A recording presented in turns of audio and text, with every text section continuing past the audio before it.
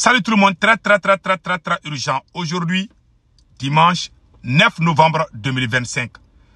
Plusieurs attaques coordonnées des terreaux contre les installations chinoises à Bamako. Je vous dis, les terreaux viennent de commencer à attaquer les étrangers, les investisseurs étrangers. Ils ont commencé par les Chinois. Donc, qu'est-ce qui s'est passé? Je vais le dire tout de suite, vous allez comprendre. Que Dieu sauve le Mali. Les terreaux viennent de faire des attaques coordonnées contre les installations chinoises près de Bamako.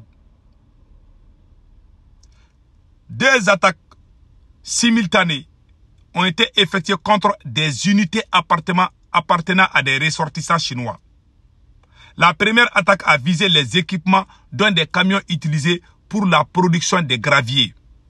À Muntugula, aux environs de 22 h, la seconde s'est produite à Munzou, localité située à une trentaine de kilomètres de Baguineda, où du matériel a également été signalé. L'objectif de ces attaques est de cibler les intérêts étrangers pour empêcher les investisseurs étrangers de venir au Mali. Ça, c'est la première information. Et la deuxième information, nous disons bravo à l'armée malienne.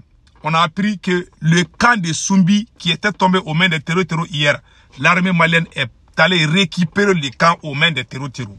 J'avais fait une vidéo où j'ai dit que le camp de Sumbi à Tombouctou est tombé aux mains des terreaux. L'armée malienne est allée faire un deuxième combat. L'armée malienne a gagné. On dit bravo à l'armée malienne. Troisième information.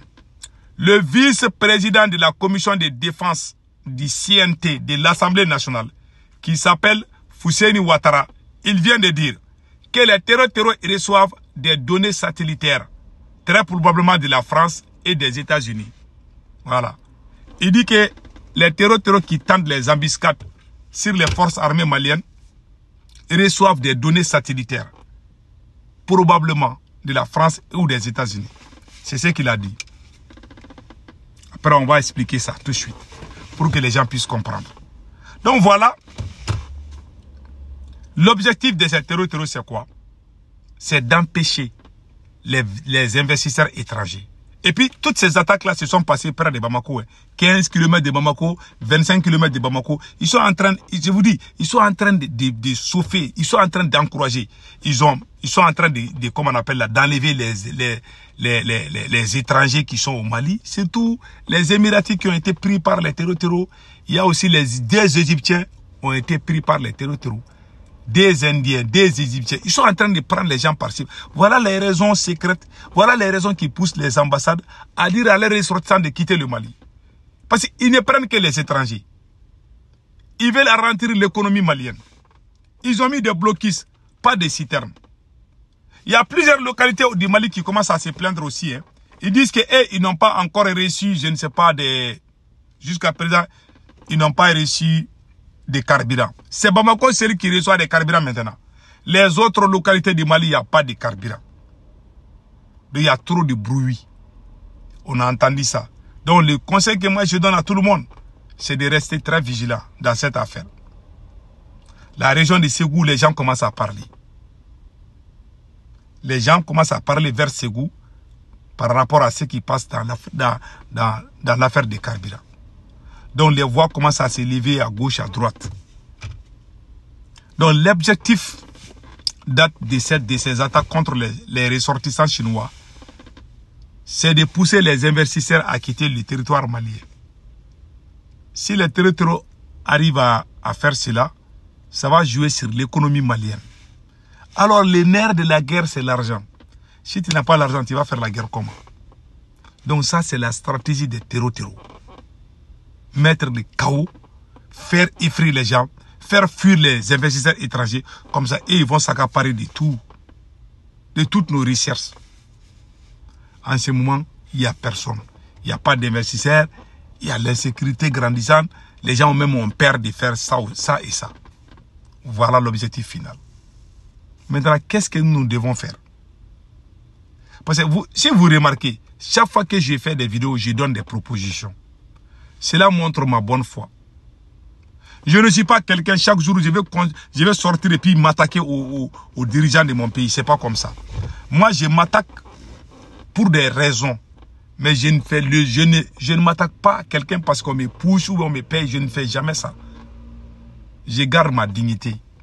Mais ce que j'ai dit là, si Assimi veut gagner cette guerre-là, qu'il libère les généraux qu'il a emprisonnés et tous les prisonniers politiques et annuler tous les décrets qu'il a pris.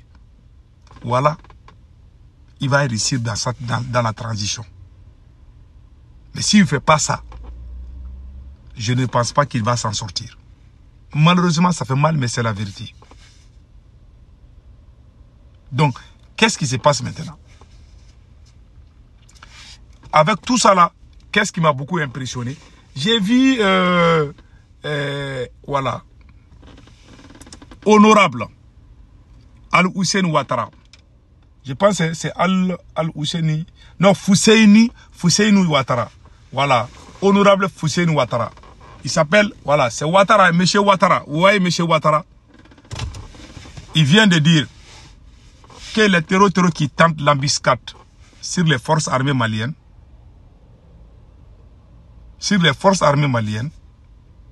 ils reçoivent des données satellitaires, probablement de la France et des États-Unis. C'est ce qu'il a dit. Cela va changer quoi maintenant? Ça ne va rien changer. Tout le monde connaît tout ça là déjà. On dirait que c'est devenu une chanson. Voilà. C'est comme si tu dis à ta maman que tu as faim. Elle dit ok, je vais te donner la nourriture. Tu dis encore maman j'ai faim, maman j'ai faim. Ces discours-là ne marchent plus. Oui. Tout le monde sait que ces gens-là sont aidés par les Occidentaux. C'est comme si la cage de ton père est en train de brûler là. Qu'est-ce que toi tu dois faire? Si la maison de ton papa prend feu, quelle doit être ta première réaction? C'est d'aller prendre les seaux et puis aller chercher l'eau pour éteindre le feu. Ce n'est pas au moment où la case ou la maison de ton papa brûle que tu dois faire des discours, des accusations. Cela ne changera rien. La seule chose qui va changer les données, ces gens ont pris des armes contre nous, nous allons prendre des armes contre eux. Et ils sont avec les Occidentaux. Nous, nous sommes avec les Russes. Donc c'est égal. Pourquoi on ne va pas exploiter cela?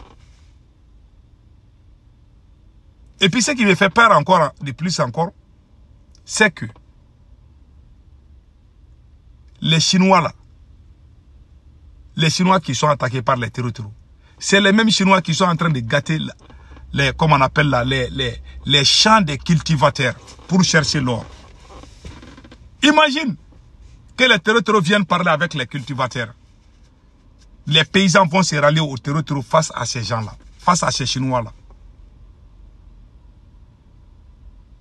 Donc, ce que moi je vais dire, on prie Allah le Tout-Puissant de protéger le Mali. Sinon, j'ai peur de... Je vais être très honnête.